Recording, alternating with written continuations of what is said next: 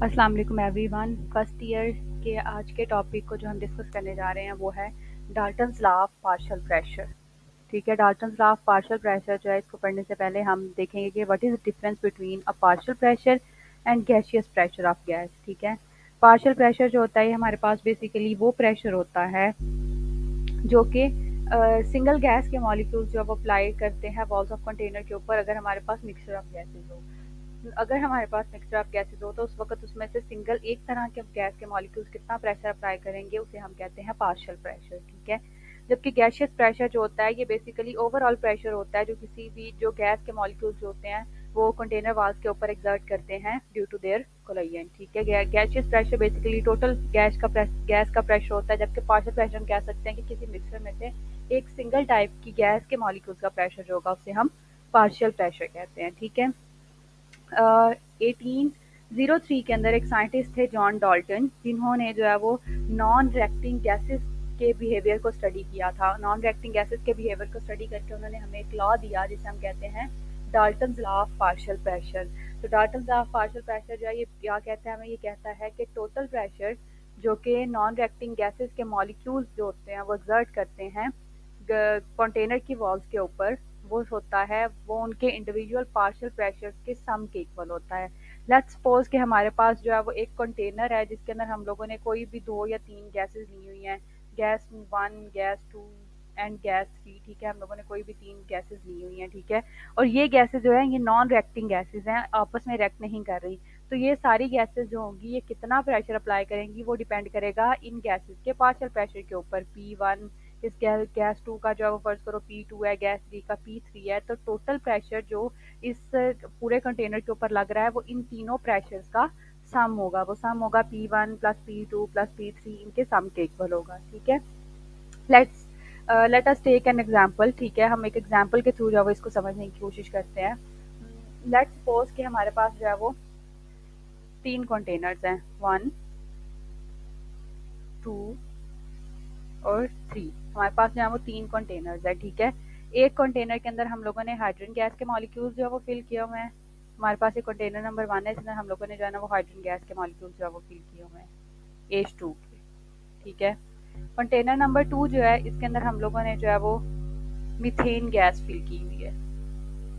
ठीक है, उसके बाद हमारे पास कंटेनर नंबर 3 है, इसके अंदर हम लोगों ने जो है वो ऑक्सीजन गैस फिल की हुई है।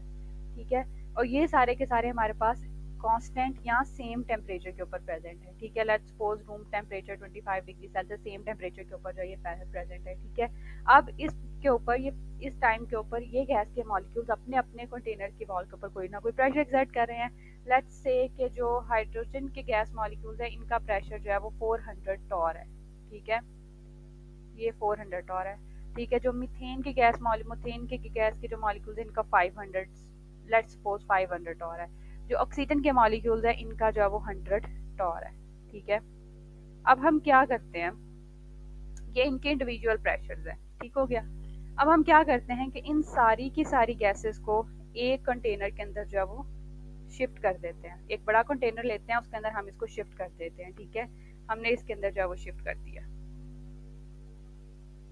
इसके अंदर अब हमारे पास हाइड्रोजन भी है, ऑक्सीजन भी है और मीथेन गैस भी प्रेजेंट है। ठीक है, अब इस गैस के ऊपर अब इस कंटेनर के अंदर जो है वो कितना प्रेशर होगा इन गैसेस का वो हम लोग को देखना है। वो बेसिकली इन तीनों प्रेशर्स के सम के इक्वल होगा। ठीक है, ये चूंकि नॉन रिएक्टिंग गैसेज है, आपस में रिएक्ट नहीं कर रही, तो टोटल प्रेशर जो होगा वो इन तीनों प्रेशर्स के सम के इक्वल होगा। ठीक है, P1 plus P2 plus P3 इन तीनों के सम के इक्वल होगा। ठीक हो गया, अब P1 हमारे पास कितना है, हाइड्रोजन का हमारे पास जो है वो 400 टॉर है,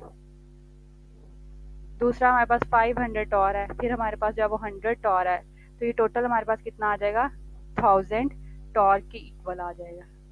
ठीक हो गया, इसका मतलब है कि जो हम लोगों ने तीनों गैसेस ली, जो तीनों नॉन रिएक्टिंग गैसेस ली, ये इंडिपेंडेंटली बिहेव कर रही हैं और किसी भी गैस का प्रेशर जो है वो किसी दूसरे गैस के इन्फ्लुएंस की वजह से कम या ज़्यादा नहीं हो रहा, बल्कि वो सेम रह रहा है और इन तीनों का सम ही हमारे पास जो है हमारा टोटल प्रेशर आ रहा है। ठीक हो गया, अब चूंकि ये तीनों की तीनों गैसेस जो हैं ये इंडिपेंडेंटली बिहेव कर रही हैं, तो हम इसके ऊपर जो है वो जनरल गैस इक्वेशन लगा सकते हैं, क्योंकि जनरल गैस इक्वेशन ऑब्वियसली हम किन गैसेस के लिए लगाते हैं, उन गैसेस के लिए लगाते हैं जो कि आइडली बिहेव करती हैं। तो चूंकि तीनों आइडली बिहेव कर रही हैं, नॉन रिएक्टिंग है, इनके पार्शियल प्रेशर जब एक दूसरे को इन्फ्लुएंस नहीं कर रहे, तो इनके ऊपर हम कौन सी इक्वेशन लगा सकते हैं, हम जनरल गैस इक्वेशन लगा सकते हैं। जनरल गैस इक्वेशन हमें क्या कहती है, जनरल गैस इक्वेशन कहती है P V is equals to n R T. ठीक है, अभी हम लोगों ने जो एग्जांपल पढ़ी हाइड्रोजन की, मीथेन की, ऑक्सीजन गैस की, इसके अंदर हम लोगों ने क्या क्या चीजें कांस्टेंट ली हुई थी। इसमें हम लोगों ने टेम्परेचर जो है वो कांस्टेंट लिया हुआ था। ठीक है, इसमें हम लोगों ने वी भी कांस्टेंट लिया हुआ था। हमारे पास जितने कंटेनर्स थे उन तीनों का वॉल्यूम जो था वो इक्वल था, और आर भी हमारे पास कांस्टेंट, और ऑब्वियसली हमारे पास जनरल गैस कांस्टेंट है, ये तो ऑलरेडी कांस्टेंट है। तो हम जब इसको इक्वेशन को जो है वो अप्लाई करेंगे हर एक गैस के ऊपर, फर्स्ट करें सबसे पहले जब हम इसको हाइड्रोजन के ऊपर अप्लाई करते हैं, partial pressure of hydrogen, pressure change होगा, वी सेम रहेगा, वो हम लोगों ने जो वो सेम लिया हुआ था। ठीक है, उसके बाद n, number of moles obviously change होंगे, हाइड्रोजन के और होंगे, आर हमारे पास सेम रहेगा, और टी भी हमारे पास सेम रहेगा। ठीक है, अब चूंकि हमारे पास वी, आर और टी जो है ये सेम है, तो इनको जो है वो हम कर सकते हैं, हम वी को इस तरफ लेके आएंगे तो वी जो है वो आके डिवाइड हो जाएगा, आर टी ओवर वी हो जाएगा। यहाँ पे एन हाइड्रोजन रह जाएंगे, number of molecules of moles of hydrogen, और यहाँ पे प्रेशर ऑफ हाइड्रोजन रह जाएगा। ठीक हो गया। अब अगर हम देखें तो ये सारा फैक्टर हमारे पास कांस्टेंट आ रहा है, जब हम इसको कांस्टेंट करेंगे तो हमारे पास प्रेशर जो होगा हाइड्रोजन गैस का वो किसके प्रोपोर्शनल आ जाएगा, प्रोपोर्शनल आ जाएगा number of moles of hydrogen के जो कि उस वक्त पे प्रेजेंट है। ये number of moles of hydrogen के जो है उसके इक्वल आ जाएगा।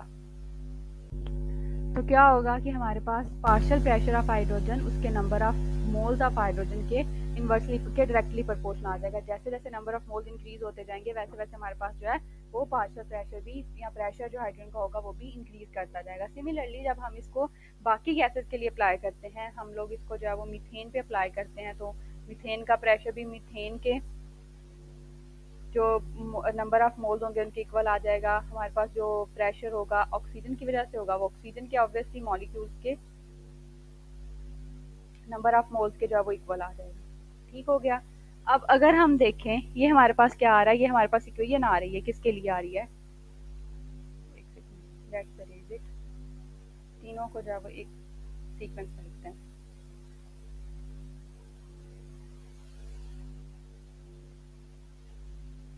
हाइड्रोजन के लिए हमारे पास पार्शियल प्रेशर की इक्वेशन इस तरह से आई, n hydrogen R T over we.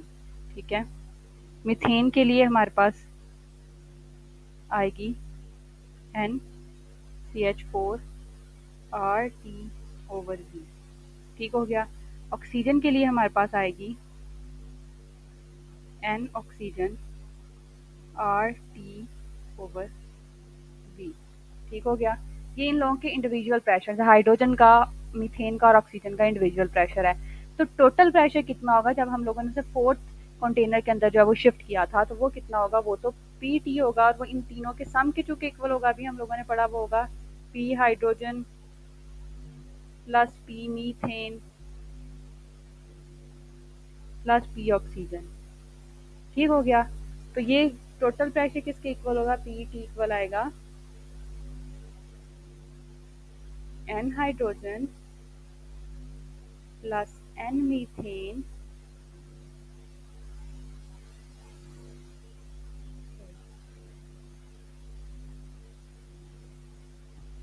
N methane plus N oxygen multiplied by R T over V. ये चूंकि कांस्टेंट था, आर टी ओवर वी तीनों के अंदर था, तीनों इक्वेशन के अंदर था, तो इसको हम लोगों ने बिल्कुल जो है वो लास्ट के ऊपर लिख लिया। तीनों के साथ ये चूंकि मल्टीप्लाई हो रहा था, इसको हम लोगों ने बाहर निकाल लिया। अब जो है वो हमारे पास इन तीनों का sum, n hydrogen, n methane, n oxygen, इन तीनों के सम को जो है वो हम किस तरह से लिख सकते हैं, इसको हम लिख सकते हैं total pressure will be equal to total number of moles multiplied by R T over V. ठीक हो गया। ये वी जो है उधर जाके डिवाइड मल्टीप्लाई करेगा तो हमारे पास ये इक्वेशन बन जाएगी इस तरह से, P T total pressure V volume will be equals to R T total number of moles के। ठीक हो गया, इक्वेशन जब हमारे पास इस तरह से आ जाएगी। अभी हम लोगों ने जब वो टोटल प्रेशर की इक्वेशन निकाली जो कि हमारे पास इस तरह से आई थी, P T V is equals to total number of moles R और टी। ठीक हो गया, ये इंडिविजुअल गैसेस के लिए हमारे पास ये हमारे पास टोटल पार्शियल प्रेशर की जब इक्वेशन आती है। अब हम जब कैलकुलेशन करते हैं अगर हमें किसी के कंटेनर के अंदर नॉन रिएक्टिंग गैसेस का मिक्सचर है और हमें जो है वो है टोटल प्रेशर दिया हुआ है, टोटल नंबर ऑफ मोल्स भी लेट्स सपोज हमें दिए हुए, तो हम उसमें से किसी भी गैस का किस तरह से जो है वो फाइंड आउट कर सकते हैं, पार्शियल प्रेशर जो है वो हम किस तरह से उसको जो है वो फाइंड आउट कर सकते हैं किसी एक गैस का। सही है, फर्स्ट करें कि हमारे पास दो कंटेनर है, ठीक है, हमारे पास जो है वो दो कंटेनर्स हैं। कंटेनर ए के अंदर हम इसके अंदर एक कंटेनर के अंदर हमारे पास कोई भी गैस है, गैस लेट्स सपोज गैस ए, या दूसरा कंटेनर है उसके अंदर हमारे पास जो है वो एक गैस है जो कि है गैस बी। ठीक है, अभी जब हम लोग हाइड्रोजन मीथेन और ऑक्सीजन की एग्जांपल पढ़ रहे थे तो उस वक्त हम लोगों ने इक्वेशंस पढ़ी कि हमारे पास जो ए गैस होगा इसका प्रेशर कितना होगा, P A V is equals to N A R T. ठीक है, और पी बी की वजह से कितना होगा, P B V is equals to N B R T. सही हो गया, और इन दोनों की वजह से टोटल अगर हम इनको एक सिमिलर कंटेनर के अंदर फिल करते हैं तो इन दोनों की वजह से टोटल कितना होगा, टोटल की इक्वेशन ये लिखी हुई है, ये हमारे पास इक्वेशन 1 है, ये इक्वेशन 2 है, ये इक्वेशन 3 है। ठीक है, अब हम क्या करेंगे, हम इस इक्वेशन 2 को इक्वेशन 1 के साथ डिवाइड कर देंगे। ठीक है, इक्वेशन 2 को हम क्या करेंगे, हम इक्वेशन 1 के साथ डिवाइड कर देंगे। हम इसको जब यहाँ करते हैं हमारे पास इक्वेशन 2 थी, P A V is equal to N A R T, इसको हम लोगों ने डिवाइड कर दिया इक्वेशन 1 के साथ जो कि है P T V is equal to N P R T. Volume same है, कट जाएगा। ठीक है, आर टी भी सेम है, ये भी कट जाएगा, तो हमारे पास इक्वेशन आ जाएगी P A over P T is equals to N A over N T. ठीक है, partial pressure of A divided by total pressure, ये किसके इक्वल आएगा, number of moles of A divided by total number of moles. ठीक है, इस total pressure को हम जो है वो दूसरी साइड पे ले जाएंगे, जब हम उसे यहाँ से दूसरी साइड पे लेके जाएंगे ये जाकर मल्टीप्लाई हो जाएगा N A over N T dot P T. ठीक हो गया, ये सारा जो होता है number of moles of a certain gas divided by total number of moles, इसे हम कहते हैं मोल फ्रैक्शन। ठीक है, तो P A will be equal to mole fraction of A dot total pressure. Similarly जब हम ये हमारे पास आ जाएगा, अब इसका मतलब है कि हमें किसी भी गैस का अगर पार्शियल प्रेशर फाइंड आउट करना है तो उसके लिए हमें क्या क्या पता होना चाहिए, हमें उसकी मोल फ्रैक्शन पता होना चाहिए, टोटल प्रेशर जो है पता होना चाहिए। सिमिलरली जब यही सारा प्रोसीजर हम गैस बी के लिए परफॉर्म करते हैं तो हमारे पास उसकी इक्वेशन जो वो आ जाती है P B is equals to X B dot P T. तो इसका मतलब है कि अगर हमें नंबर ऑफ मोल्स पता है या मोल फ्रैक्शन पता है और टोटल प्रेशर पता है तो हम पार्शियल प्रेशर जो है वो बहुत इजीली फाइंड आउट कर सकते हैं। ठीक है, ये थी पार्शियल प्रेशर की इक्वेशन। अब हम चलते हैं इक्वेशन की तरफ, एप्लीकेशंस की तरफ। डाल्टन्स लॉ जो है वो डिफरेंट जगहों पे एप्लीकेबल है। ठीक है, जिनमें से हम कुछ को जो है वो स्टडी करेंगे आज। इनमें से सबसे पहले हमारे पास role of lab studies, role in lab studies क्या होता है कि बाज़ औक़ात लैब में कोई भी एक्सपेरिमेंट परफॉर्म करते हुए हमारे पास वाटर सरफेस के ऊपर जो है वो कुछ गैसेस जो होती हैं वो कलेक्ट हो जाती हैं। जब ये गैसेस कलेक्ट होती हैं ना तो ये वाटर मॉलिक्यूल्स को गैदर करके मॉइस्ट हो जाती हैं। अब वो जो मॉइस्ट गैस है ना वो दो तरह के प्रेशर जो है वो एक्सर्ट करती है। वो मॉइस्ट गैस दो तरह के प्रेशर एक्सर्ट करती है। एक तो वो उसका जो प्रेशर होता है वो बेसिकली दो चीज़ों का साम होता है। दो तरह के प्रेशर नहीं होता, वो बेसिकली दो चीज़ों का साम होता है। वो कौन कौन सी दो चीज़ें होती हैं, प्रेशर ऑफ मॉइस्ट गैस, इसको हम एम से डिनोट कर देते हैं। ये हमारे पास बेसिकली सम होता है प्रेशर ऑफ ड्राई गैस के। जब गैस ड्राई थी उस वक्त वो कितना प्रेशर अप्लाई कर रही थी, plus vapour pressure of water vapours का जितना प्रेशर है उसके सम के इक्वल होती है, ठीक है। अब ये जो प्रेशर ऑफ वाटर वेपर्स होता है ना, ये बेसिकली हमारे पास एक्वस टेंशन होती है। तो PM pressure of moist gas जो होगा वो आ जाएगा pressure of dry gas plus aqueous tension, ठीक है। अब अगर हमें कोई हम लोगों ने कोई गैस जो है वो हमारी कलेक्ट हो गई है वाटर के ऊपर, और हम लोगों ने फाइंड आउट करना है कि वो उस ड्राई गैस, वो गैस जब ड्राई थी तब उसका प्रेशर कितना था, तो वो हम इस इक्वेशन से फाइंड आउट कर सकते हैं। कैसे कि हम इस पी को उस तरफ ले जाएंगे, ड्राई गैस के प्रेशर को जब हम उस तरफ लेके गए तो हमारे पास पीछे रह गया pressure of moist gas, sorry aqueous tension को जो है वो हम उस तरफ लेके जाएंगे, इसको नहीं, हम एक्वस टेंशन को जो है वो उस तरफ शिफ्ट करेंगे। ये एक्वस टेंशन यहाँ चली जाएगी, उधर जाके इधर प्लस, उधर जाके माइनस हो जाएगा। पी मॉइस्ट में से हमारे पास जो है वो एक्वस टेंशन माइनस हो जाएगी। जब हम एक्वस टेंशन को माइनस करेंगे तो हमारे पास क्या आ जाएगा, हमारे पास ड्राई गैस का प्रेशर आ जाएगा। ठीक हो गया। इस तरह से जो है ये लैब स्टडीज़ के अंदर जो है वो हेल्प रहती है। उसके बाद सेकंड जो है वो हमारे पास है जी रोल ऑफ रेस्पिरेशन। रेस्पिरेशन क्या होती है? रेस्पिरेशन हमें पता है, हम ऑक्सीजन को इनहेल करते हैं, कार्बन डाइऑक्साइड को एक्सहेल करते हैं, इसे जब सिंपली हम रेस्पिरेशन कहते हैं। अब ये रेस्पिरेशन क्यों होती है? रेस्पिरेशन बेसिकली होती है कि हमारे लंग्स के अंदर क्या है कि लंग्स के अंदर ऑक्सीजन का पार्शियल प्रेशर जो है वो कम है, दैट इज़ 116। ये हमारे लंग्स के अंदर है, ठीक है। और आउटर एयर के अंदर ऑक्सीजन का प्रेशर कितना है? That is 159। क्योंकि एयर के अंदर ऑक्सीजन का प्रेशर ज़्यादा है, लंग्स के अंदर थोड़ा है, तो ऑक्सीजन जो है वो एयर से हमारे लंग्स के अंदर मूव करती है, हम ऑक्सीजन को इनहेल करते हैं, ठीक है। और ऑक्सीजन के लिए, कार्बन डाइऑक्साइड के लिए ऑब्वियसली इसका उल्टा होता है। लंग्स के अंदर कार्बन डाइऑक्साइड का प्रेशर ज़्यादा होता है, एयर के अंदर थोड़ा होता है, तो कार्बन डाइऑक्साइड बाहर मूव करती है। अब कोई भी पर्सन जो है वो उसी वक्त सिर्फ जो है वो नॉर्मली ब्रीथ कर सकता है जब एयर के अंदर, हमारे एटमॉस्फेयर के अंदर, हमारे जो इन्वायरमेंट है उसके अंदर ऑक्सीजन का प्रेशर 159 टार हो। अगर ऑक्सीजन का प्रेशर 159 टार नहीं होगा तो वो कभी भी रेस्पायर नहीं कर सकता नॉर्मली इजीली, ठीक है।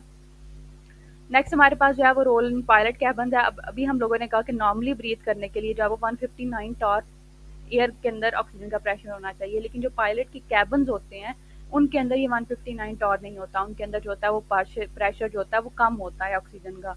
तो वहाँ पे पायलट्स को जो है वो ब्रीथ करने में डिफ़िकल्टी पेश आती है। तो फिर हम क्या करते हैं कि हम उनके कैबन इस तरह से बनाते हैं कि उनके कैबन के अंदर जो एयर है उसके अंदर हमारे पास पार्शियल प्रेशर जो है वो 159 टॉर जो है वो मेंटेन रहे और वो इजीली जो है वो ब्रीथ कर सकें। थर्ड फोर्थ पे हमारे पास है जी डीप सी डाइविंग के अंदर। डीप सी डाइविंग के अंदर क्या होता है कि जैसे जैसे डाइवर्स जो होते हैं वो डीप नीचे समंदर के अंदर जाते हैं, तो जैसे जैसे समंदर में गहराई बढ़ती है तो पार्शियल प्रेशर होता है वो इंक्रीज होना शुरू हो जाता है। हर 100 सेंटीमीटर तक, 100 मीटर जब वो नीचे जाते हैं तो 3 टाइम प्रेशर जो होता है वो, सॉरी 100 फीट जब वो नीचे जाते हैं तो जो एटमॉस्फेरिक प्रेशर होता है वो नॉर्मल एयर से 3 टाइम जो होता है वो ज़्यादा हो जाता है। तो वहाँ पे भी डीप सी डाइवर जो होते हैं इंक्रीज प्रेशर में सांस ले रहे होते हैं, जो कि ईजी नहीं होता। तो वहाँ पे क्या करते हैं डीप सी डाइवर्स के, वो ऑक्सीजन गैस के साथ, उन्हें अक्सर सिलेंडर होते हैं डाइवर्स के पास, वो डाइवर्स के पास क्यों होते हैं? तो उसके अंदर ऑक्सीजन होती है प्लस किसी अनर्ट गैस का मिक्सचर होता है, किसी भी अनर्ट गैस का, लाइक नाइट्रोजन हो गई, वो हो गई, क्या उसे बोलते हैं, ऑर्गान हो गई, या कोई भी और जो गैस है उसका जो है वो इसके अंदर मिक्सर होता है, ऑक्सीजन का और नर्ड गैस का। लेकिन अब चूंकि प्रेशर जो है वो इंक्रीज हो रहा है मुसलसल, तो हम प्रेशर इंक्रीज हो रहा है तो ऑक्सीजन, अगर हम nitrogen as a inert gas use कर रहे हैं तो वो क्या होती है, वो ब्लड के अंदर डिफ्यूज़ करना शुरू हो जाती है, जो कि ज़्यादा खतरनाक बात है। इसलिए नाइट्रोजन जो होती है वो मोस्टली इस काम के लिए यूज़ नहीं की जाती। So that was all about application of Dalton's law and Dalton's law of partial pressure. I hope आपको वीडियो अच्छी लगी हो। Thank you so much.